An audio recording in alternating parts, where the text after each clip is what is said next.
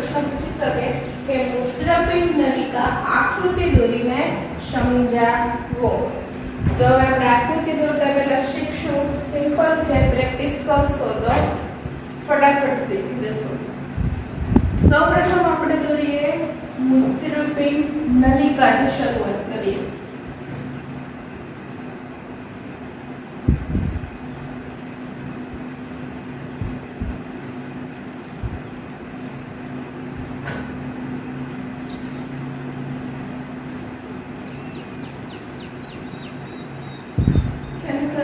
तो के संग्रहण नलिका क्या संग्रह थाय छे तेवी संग्रह नलिका।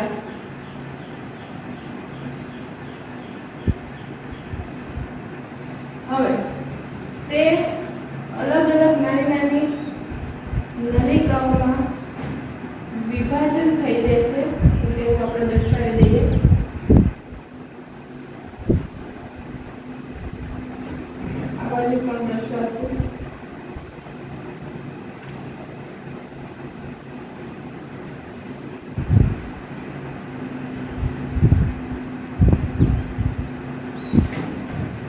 હવે સંગ્રહણ નલિકામાંથી આપણે મૂત્ર વાહિનીની રચના કરશું। દોરશું કંઈક આ રીતે, આવી દ જેવી રચના કરવાની છે। ત્યારબાદ તગડા જેવી રચના કરી અને નીચેની તરફ યુ આકારે વાળી દેવાની છે। आ बाजू पे पर तरफ लंबावવાની છે।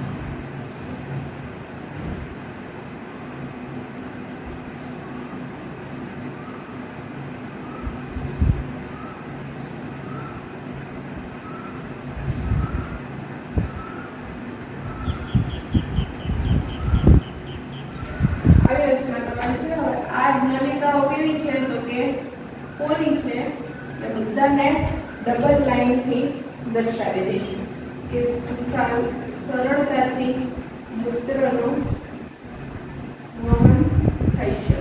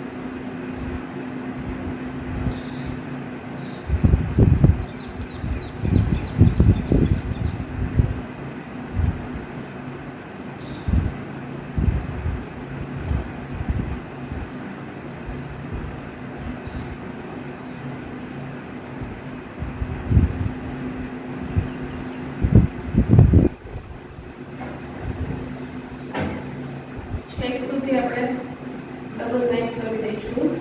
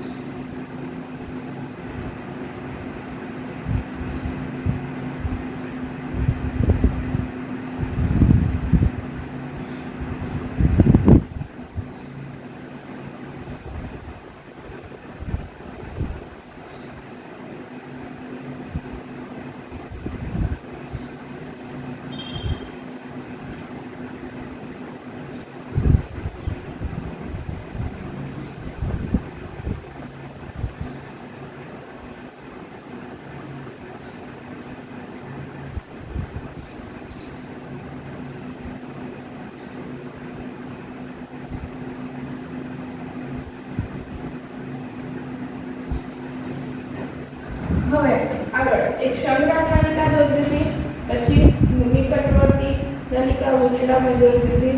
હવે ઉપર એક પ્યાલા જેવી રચના કરીશું.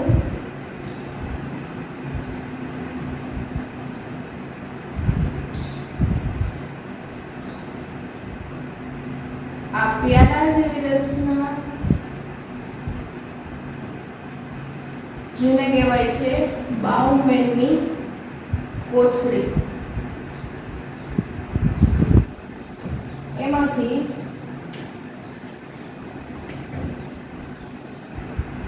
રુધિર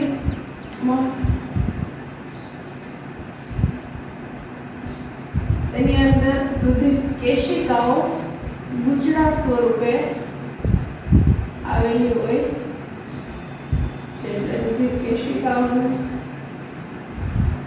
દર્શાવી દઈએ આ રીતે બાઉમેનની કોથળી અને તેમાં છે રુધિર કેશિકા. હવે આગળ આપણે દર્શાવીએ તો કે અહીંયાથી એક નલિકાની આપણે અહીંયાથી કરીએ આપણે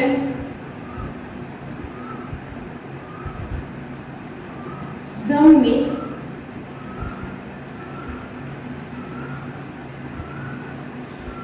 જે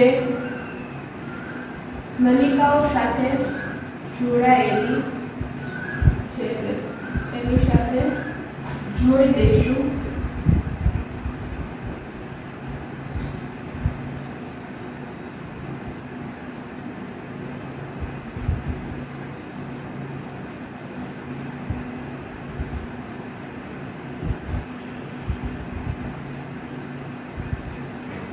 એને પણ આપણે આ રીતે એક યુ આકારમાં જ અને પછી તે ધમની શિરા સાથે જોડાઈ જાય છે. તેને ગ્રીન કલર દર્શાવી દઉં છું.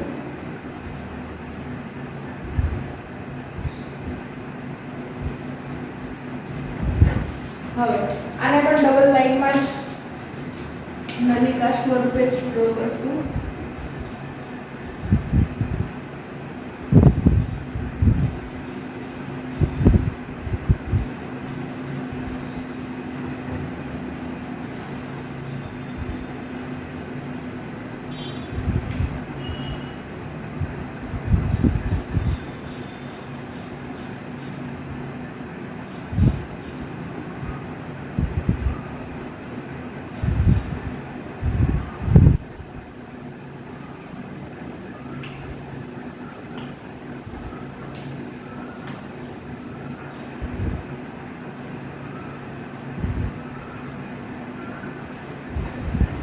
આ થઈ ગઈ ધમની અને શિરા જે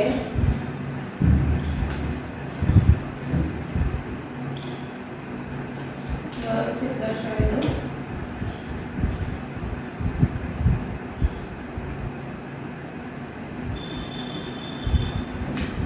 હવે આની અંદરથી પણ પાછી નાની નાની શાખાઓમાં વિભાજિત થાય છે.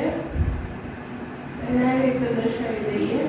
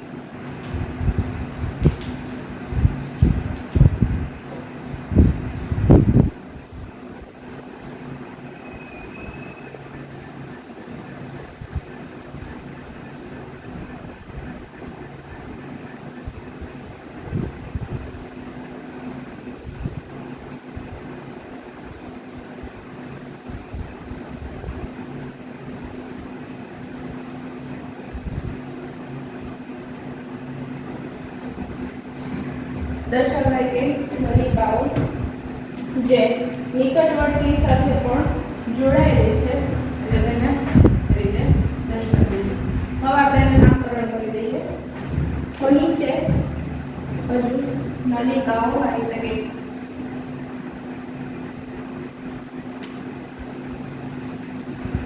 વાય જેવા આકારે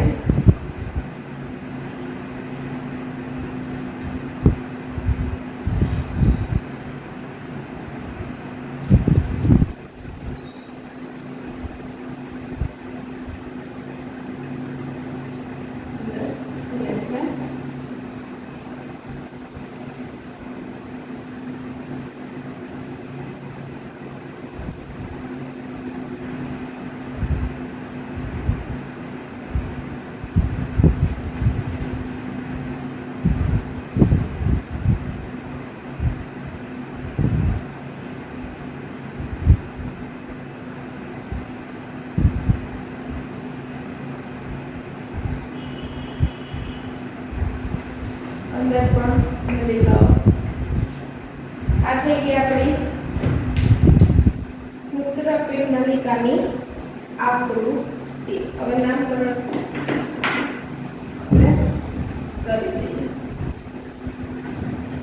પ્રથમ અહીંયાથી તો કે બાઉમેનની કોથળી. આ શું છે? બાઉમેનની કોથળી.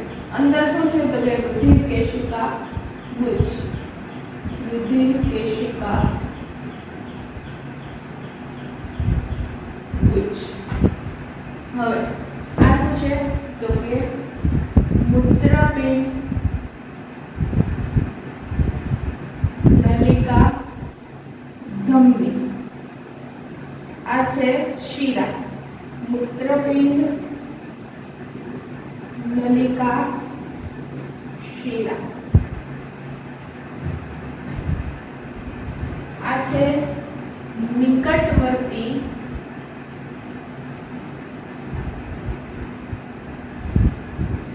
મૂત્રપિંડ નલિકા. નિકટવર્તી એટલે કે નજીક નજીક ગુચડામય સ્વરૂપે ગોઠવાયેલી છે. નિકટવર્તી ગુચડામય મૂત્રપિંડ નલિકા. અને આ છે સંગ્રહ નલિકા.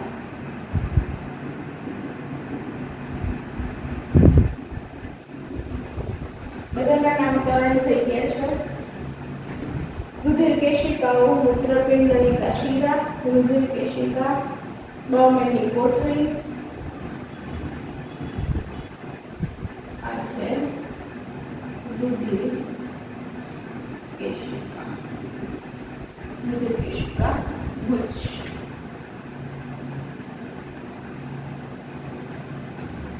એક બે વખત પ્રેક્ટિસ કરો તો એટલે આકૃતિથી સરળતાથી તમે દોરી શકો છો. આપણે આકૃતિનું નામ આપી દઈએ મૂત્રપિંડ નલિકા. હવે આના વિશે આપણે અંદર વિસ્તારવાર સમજીએ. હવે રુધિર ગાળણનો પાયારૂપ એકમ એટલે કે મૂત્રપિંડ નલિકાઓ. બાઉમેનની કોથળીમાં રુધિરનું છે તે ગાળણ થાય છે અને જે વધારાના ઉત્સર્જન છે તે ધમની મૂત્રપિંડ નલિકા ધમની દ્વારા આગળ વધે છે. એટલે રુધિર ગાળણનો મુખ્ય પાયાનો એકમ એટલે કે મૂત્રપિંડ નલિકા. લખીએ તો કે રુધિર ગાળણનો પાયાનો એકમ એટલે મૂત્રપિંડ નલિકા. મૂત્રપિંડ નલિકા પાયારૂપ એકમ શું કામ તો કે મૂત્રનો તેમાંથી વહન થાય છે. જ્યાં બાઉમેનની કોથળી આવેલી છે રુધિરના ગાળણ પછી તેમાં રુધિર ગળાય છે અને જે વધારાના ઉત્સર્ગ દ્રવ્ય છે તે મૂત્રપિંડ નલિકા મારફતે નીકળે છે. હવે મૂત્રપિંડ નલિકા છે તે મોટી સંખ્યામાં આવેલી હોય છે. આ મૂત્રપિંડ નલિકાનો આપણે એક ખાલી નાનો પણ એવો ભાગ આકૃતિ સ્વરૂપે દર્શાવેલો છે. આવી આપણા બે મૂત્રપિંડોમાં કાલે આપણે આકૃતિ જોઈ હતી આ એક મૂત્રપિંડમાં 10 લાખ મૂત્રપિંડ નલિકાઓ આવેલી હોય છે અને બીજા મૂત્રપિંડમાં પણ 10 લાખ મૂત્રપિંડ નલિકાઓ આવેલી હોય છે એટલે ટોટલ મળીને આપણા શરીરમાં કેટલી મૂત્રપિંડ નલિકાઓ આવેલી હોય છે તો કે 20 લાખ મૂત્રપિંડ નલિકાઓ આવેલી હોય છે જેના દ્વારા અતિ શુદ્ધ રીતે રુધિરનું ગાળણ થઈ શકે છે એ માટે તો મૂત્રપિંડ નલિકા આપણા શરીરમાં કેવી છે તો કે મોટી સંખ્યામાં આવેલી છે અને નિકટવર્તી ગુચડામય સ્વરૂપે દર્શાવે એટલે આપણે ખાલી આ એક જ ભાગ નાનો એવો ભાગ આકૃતિ સ્વરૂપે લીધો છે એક મૂત્રપિંડમાં 10 લાખ બીજા મૂત્રપિંડમાં બીજી 10 લાખ એટલે કુલ 20 લાખ મૂત્રપિંડ નલિકાઓ આવેલી છે એટલે આપણે ટૂંકમાં કહી શકીએ કે મોટી સંખ્યામાં મૂત્રપિંડ નલિકા આવેલી છે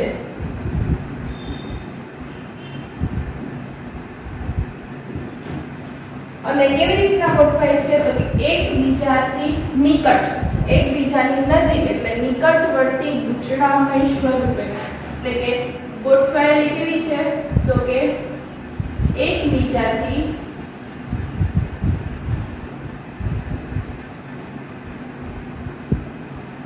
નિકટ એટલે કે નિકટવર્તી ગુચડામય સ્વરૂપે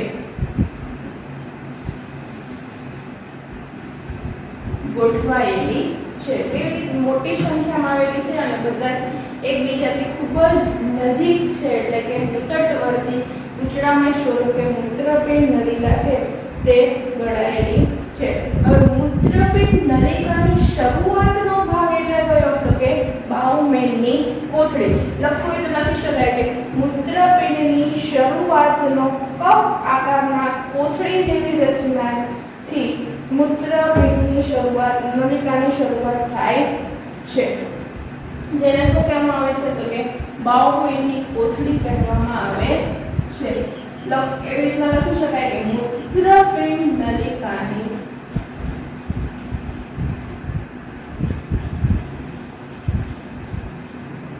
કાનો શરૂઆતનો ભાગ શરૂઆતનો કપ અથવા તો પ્યાલા આકારનો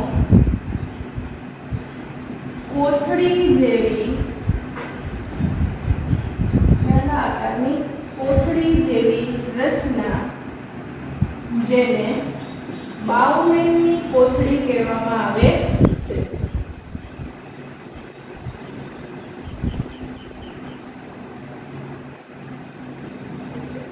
આ દર્શાવી દીધું કે મૂત્રપિંડ નલિકાનો શરૂઆતનો ભાગ એટલે કે બાઉમેનની કોથળી કેવો આકાર છે તો કે કપ જેવો આકાર છે તેને બાઉમેનની કોથળી કહેવામાં આવે છે અને તેનો સંગ્રહ અંત છે તે ક્યાં થાય છે તો કે અંત મૂત્રપિંડ નલિકામાં સંગ્રહણ નલિકામાં તેનો અંત થાય છે અહીંયા શું છે સંગ્રહણ નલિકા એમાં તેનો અંત થાય શરૂઆત ક્યાંથી થાય છે ગળાવાની શરૂઆત ક્યાંથી થાય છે બાઉમેનની કોથળીથી અને તેનો અંત ક્યાં આવે છે તો કે સંગ્રહણ નલિકામાં આવે છે તો શરૂઆતનો ભાગ લખ્યો એટલે લખીએ કે અંત છે તે ક્યાં થાય છે તો કે સંગ્રહણ નલિકામાં શરૂઆત ક્યાંથી થઈ હતી તો કે બાઉમેનની કોથળીથી અને અંત ક્યાં થાય છે તો કે સંગ્રહણ નલિકામાં થાય છે હવે બાઉમેનની કોથળીમાં પાતળી દિવાલયુક્ત અંદર શું આવેલું હોય છે રુધિરની કેશિકાઓ ગુચડા સ્વરૂપે તેમાં આવેલી હોય છે બાઉમેનની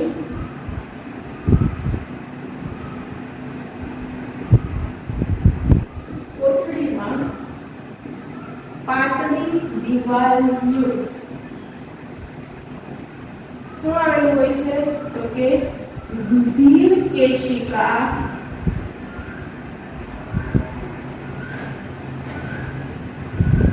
ગુચ્છ સ્વરૂપે આવેલી હોય છે આપણે દર્શાવેલું છે ને બાઉમેનની કોથળીમાં શું દર્શાવ્યું છે તો કે રુધિર કેશિકા ગુચ્છ આવેલું હોય છે. હવે રુધિરમાં રહેલા ઉત્સર્ગ દ્રવ્યોને અલગ કરવા માટે મૂત્રપિંડ નલિકાની ક્રિયા મહત્વની છે. હવે કઈ રીતે? તો કે બાઉમેન્ટની કોથળીમાં સૌપ્રથમ ગાળણ થાય. ઉત્સર્ગ દ્રવ્ય છે એમાંથી અલગ કરવા માટે કોની જરૂર પડે છે? તો કે મૂત્રપિંડ નલિકાઓનો. અને મુખ્ય ભાગ એટલે શું છે? તો કે મૂત્રપિંડ નલિકા. એવું વાક્ય લખી શકાય તો કે ઉત્સર્ગ દ્રવ્ય ને અલગ કરવા માટે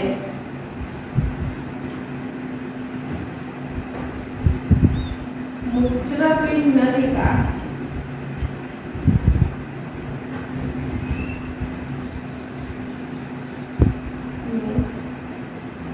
મુખ્ય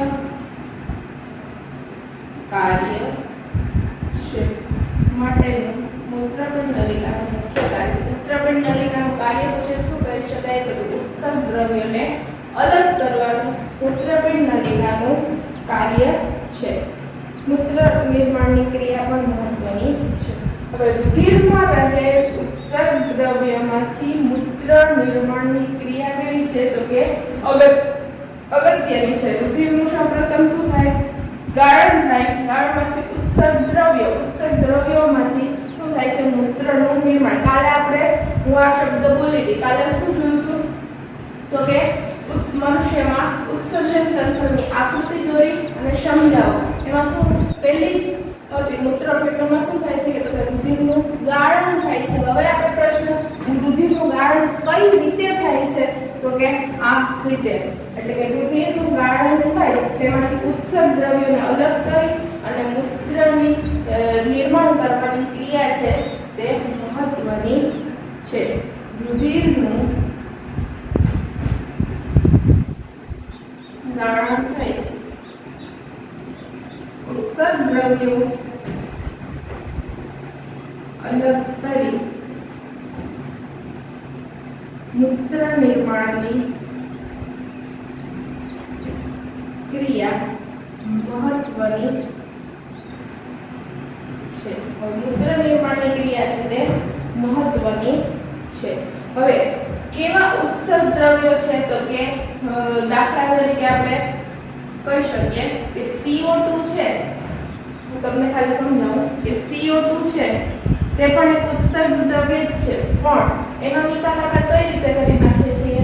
તો કે ઉચ્છ્વાસની ક્રિયા દરમિયાન આપણે CO2 નો છે તે નિકાલ કરી શકીએ છીએ. કેવી રીતે? તો કે રુધિરમાં આપણે બે પ્રકારનું રુધિર, કાર્બન ડાયોક્સાઇડ અને ઓક્સિજન યુક્ત રુધિર. પણ જ્યારે કાર્બન ડાયોક્સાઇડ યુક્ત રુધિર છે એમાંથી કાર્બન ડાયોક્સાઇડનો આપણે નિકાલ કઈ રીતે કરીએ છીએ? તો કે ઉચ્છ્વાસ દરમિયાન તેનો આપણે નિકાલ કરી શકીએ છીએ. એટલા માટે આ મૂત્રપિંડ નલિકામાં CO2 નું કોઈ ઉત્સર્ગ થતો નથી. પણ ઉદાહરણ તરીકે લખીએ તો કે કેવા? તો કે નાઇટ્રોજન યુક્ત ઉત્સર્ગ દ્રવ્યોનો છે. કેવા? ઉદાહરણ એક્ઝામ્પલ તરીકે તો કે નાઇટ્રોજન યુક્ત ઉત્સર્ગ દ્રવ્ય, પછી તો કે amino acid, urea, uric acid, આ બધા પ્રકારના ઉત્સર્ગ દ્રવ્યોનો છે તે સંગ્રહ થાય છે રુધિરની ગાળણ ક્રિયા દરમિયાન અને ત્યારબાદ તેનો નિકાલ થાય છે. CO2 નો નિકાલ આપણે ઉચ્છ્વાસ દરમિયાન કરીએ છીએ, પણ જે નાઇટ્રોજન ઉત્સર્ગ દ્રવ્ય છે, એમિનો એસિડ છે, યુરિયા છે, યુરિક એસિડ છે, તેનો સંગ્રહ થાય અને મૂત્રપિંડમાં તેનો નિકાલ થાય છે. ક્યાં નિકાલ થાય છે? તો કે મૂત્રપિંડમાં નિકાલ થાય છે. ક્યારે? તો કે ગાળણની ક્રિયા દરમિયાન મૂત્રપિંડમાં શું આવે છે? તો કે નાઇટ્રોજન યુક્ત ઉત્સર્ગ દ્રવ્ય, amino acid, urea, uric acid જેવાનો મૂત્રપિંડમાં છે સંગ્રહ થાય છે અથવા મૂત્રપિંડમાં નિકાલ થાય છે તેવું કહી શકીએ છે.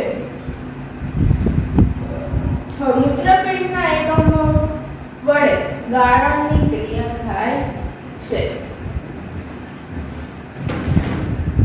મૂત્ર મૂત્રપિંડના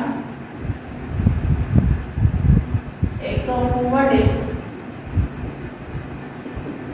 ગાળણની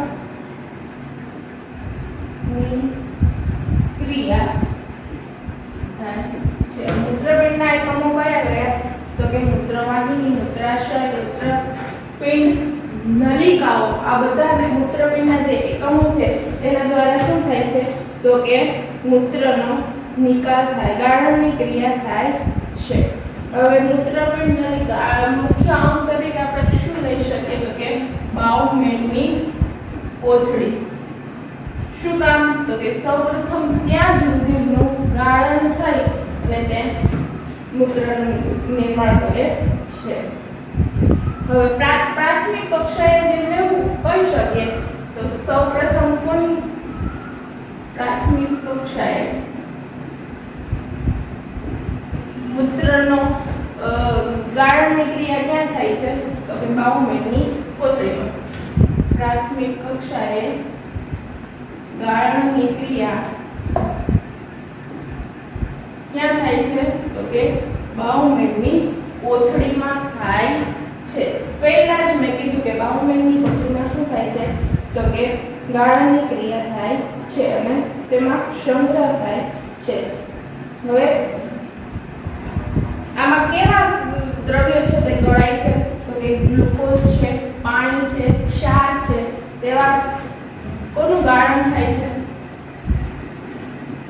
ગાળણ કોનું થાય? તો કે ગ્લુકોઝ, પાણી, ક્ષાર, જે આપણા શરીરમાં આપણને ઉપયોગી છે માટે તેનું વારંવાર શું થાય છે? અતિ સૂક્ષ્મ રીતે તેનું ગાળણ થાય છે અને પસંદગીમાન રીતે તેનું પુનઃ શોષણ થાય છે. શું કામ પુનઃ શોષણ થાય છે? પસંદગીમાન રીતે તેનું શું થાય? તો કે પુનઃ શોષણ થાય છે. શું કામ પુનઃ શોષણ થાય છે?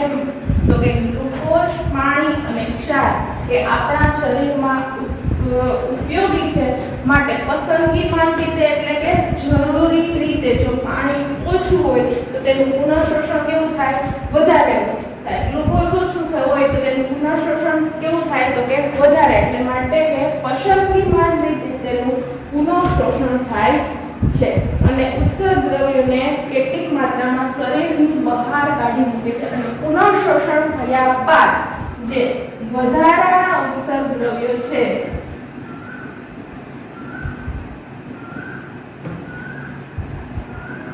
ને શરીરની બહાર કાઢે છે. પુનઃ શોષણ થયા બાદ જે વધારાના ઉત્સર્ગ દ્રવ્યો છે તે શરીરની બહાર કાઢે છે. તો આ રીતે થઈ આપણે વાત કરી ઉત્સર્ગ એકમ અને મૂત્રપિંડ નલિકાની આકૃતિ દોરી અને સમજણ.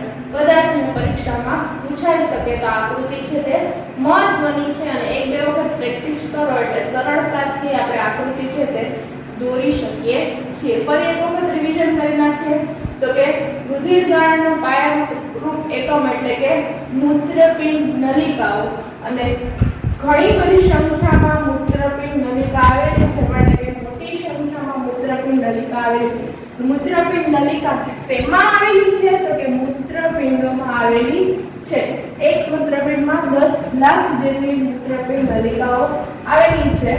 આગળ જોઈએ તો કે એકબીજાથી નિકટવર્તી ગુચડામય સ્વરૂપે આવેલી છે એટલે કે નજીક એકબીજાથી નજીક આવેલી છે અને મૂત્રપિંડ નલિકાનો શરૂઆતનો ભાગ કપ જેવો આકાર એટલે કે રુધિર કેશિકા ગુચ્છ એની અંદર આવેલી હોય છે. તેને શું કહેવામાં આવે છે? તો કે બાઉમેનની કોથળી કહેવામાં આવે છે અને તેનો અંત મૂત્રપિંડ નલિકાનો અંત ક્યાં થાય છે? તો કે સંગ્રહણ નલિકામાં થાય છે. શરૂઆત ક્યાંથી થાય છે? તો કે બાઉમેનની કોથળીથી થાય છે અને અંત ક્યાંથી થાય છે?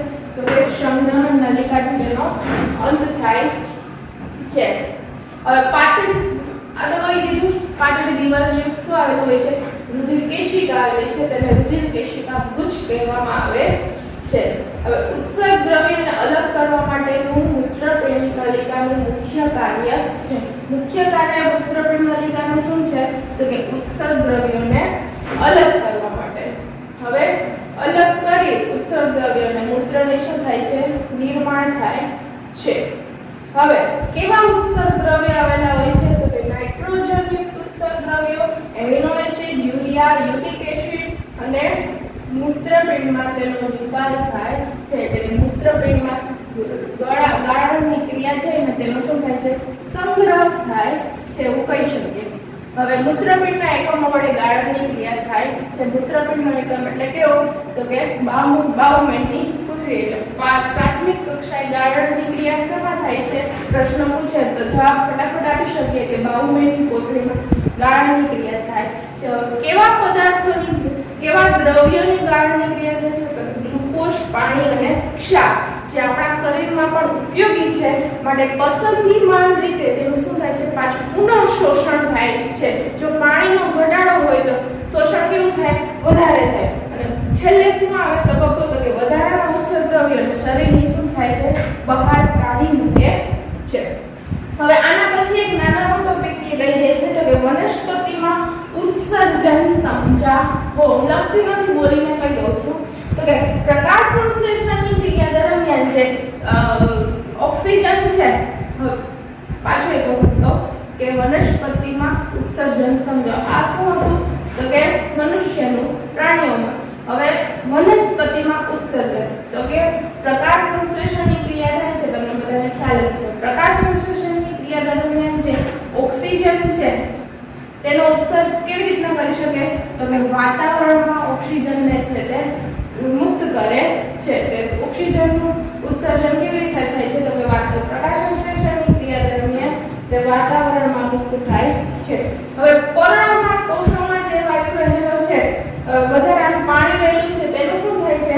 તો કે બાષ્પોત્સર્જનની રીતે તેનું ઉત્સર્જન થાય છે. પહેલા મેં શું કીધું હતું? તો કે પ્રકાશ સંશ્લેષણની ક્રિયા દરમિયાન વાતાવરણમાં ઓક્સિજનનું મુક્ત કરે છે. ત્યારબાદ જે પર્ણમાં રહેલા પાણીનું, વધારાના પાણીનું શું થાય છે? તો કે બાષ્પોત્સર્જનની રીતે તે મુક્ત થઈ જાય છે.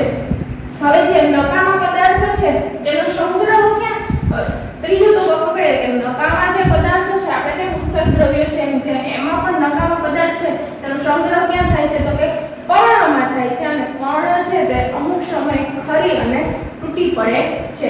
એ રીતે તેનો ઉત્સર્ગ દ્રવ્ય, પર્ણ છે તે પીળું થઈ જાય, ખરી પડે ને, એટલે કે તેમાં પર્ણમાં શું થયું હોય? તો કે ઉત્સર્ગ દ્રવ્યનો સંગ્રહ થયો હોય અને ત્યારબાદ પર્ણ છે તે ખરી પડે છે. હવે નકામા દ્રવ્ય પર્ણમાં આવેલ રસગાણીમાં સમાય છે. તેમાં દર્શાવાય છે તો કે પર્ણમાં આવેલ રસગાણીમાં તેનો સંગ્રહ થાય છે.